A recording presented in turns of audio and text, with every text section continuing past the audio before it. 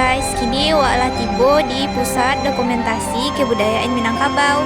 Bangunan PDIKM didirikan di atas tanah saluweh 2 hektar dengan arsitektur mengikut bentuk rumah gadang.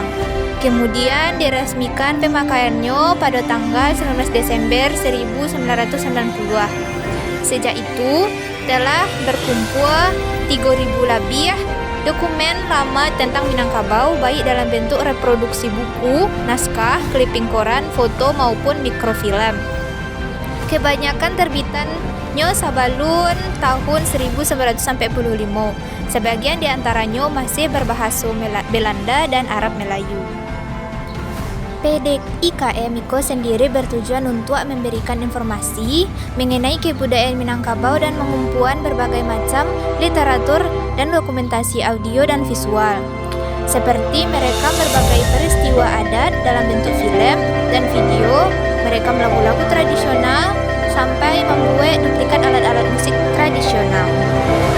Berangkat dari kesadaran untuk melestarikan dan mendekatkan dokumen tentang kebudayaan Minangkabau, dengan itu orang-orang Minangkabau itu sendiri, Mustanil Arifin, mantan Menteri Koperasi Republik Indonesia pada masa Orde Baru, berinisiatif untuk mendirikan sebuah lembaga non-profit berupa wadah untuk menghimpun berbagai dokumen dan informasi tentang kebudayaan Minangkabau. Abdul Hamid yang hampir sepanjang hidupnya mengabdi pendidikan di Sumatera Barat dimintakan perhatiannya untuk menjajaki dan mendirikannya lembaga itu. Dan kemudian pada 8 Januari 1988 didirikanlah Yayasan Dokumentasi dan Informasi Kebudayaan Minangkabau atau yang disebut dengan YDIKM.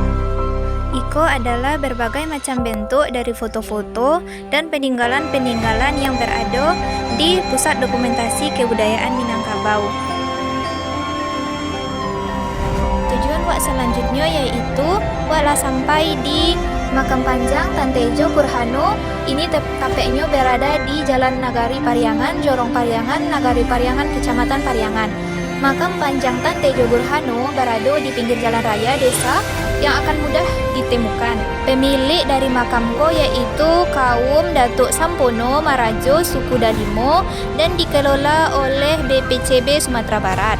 Makam iko merupakan makam Datuk Tan Tejo Burhano. Beliau adalah arsitektur bangunan rumah gadang, salah satu karya arsitektur. Kuburan Niko sangat panjang, yaitu 25,5, yang keunikannya yaitu jika ukwa berkali-kali, ukurannya itu berbeda-beda, hingga dikenal dengan kuburan panjang. Terletak kurang lebih 14 km dari kota Batu Sangkar di Nagari Pariangan, Kecamatan Pariangan. Selanjutnya waklah tiba di Batu Batikam. Batu Batikam adalah salah satu canda cagar budaya sejarah di Jorong Dusun Tuo, Nagari Limo Kawung, Kecamatan Limo Kawung, Kabupaten Tanah Datar, Provinsi Sumatera Barat. Menurut sejarahnya, lubang atau tusukan yang ada di tengah batu itu merupakan bekas dari tusukan keris Datuk Parpatih Nan Sabatang. Datuk Parpatih Nan Sabatang dan Datuk Patumanggungan adalah 2 orang saudara yang berlainan bapa. Datuk Parpatih menginginkan masyarakat diatur dalam semangat demokratis atau dalam tatanannya duduk sama rendah, berdiri sama tinggi. Namun Datuk Patumanggungan menginginkan rakyat diatur dalam tatanan yang hierarki, berjenjang sama baik dan bertangga sama turun. Dan karena perbedaan pendapat tersebut, kedua orang ini bertengkar hebat. Untuk menghindari pertikaian dan tidak saling melukai, Datuk Parpatih dan Katumanggungan kemudian menikam batu tersebut dengan keris sebagai pelampiasan emosi. Maka dari itu, Batu Batikam memiliki sebuah lubang yang menembus dari sisi depan dan belakang.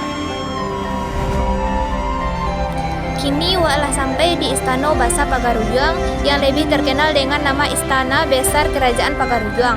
Adalah museum berupa replika Istana Kerajaan Pagaruyuang yang terletak di Nagari Pagaruyuang, Kecamatan Tanjung Emas, Kabupaten Tanah Datar, Sumatera Barat. Istana Pagaruyuang pada mulanya di Bukit Batu Patah dan terbakar saat terjadi Perang Padri pada tahun 1804. Istana baru sempat dibangun kembali tetapi terbakar lagi pada tahun 1966. Pada tanggal 1 November 1975, disepakatilah sebuah perjanjian pendirian bangunan replika Istana Pagaruyuang. Istana iko tidak dibangun pada situs aslinya tetapi berpindah lebih selatan. Pembangunan dimulai pada 27 September 1976 dengan upacara penanaman tonggak tuo dan baru selesai secara keseluruhan pada tahun 1985. Istana Basa Pagaruyung asli dibangun seluruhnya dengan batang-batang kayu.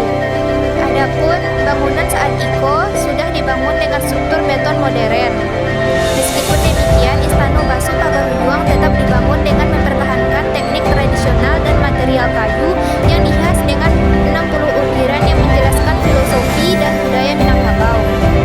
Istana itu memiliki 3 lantai dengan 72 tiang dan gonjong sebagaimana pada umumnya rumah gadang yang dilengkungkan serupa tanduk dari 26 ton serat hijau.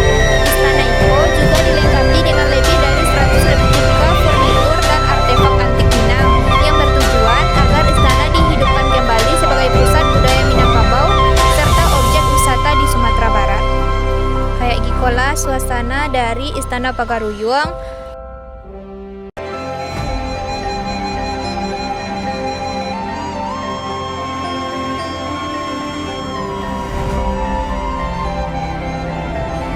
Dan di bagian belakang terdapat dapur yang merupakan tempat orang-orang yang tinggal di rumah gadang iko untuk memasak dan menghidangkan makanan.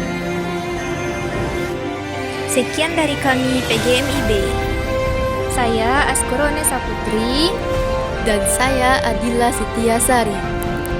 Dan saya Alifah. Dan saya Zakia Az-Zahra. Dan kami semua pamit undur diri. Assalamualaikum warahmatullahi wabarakatuh.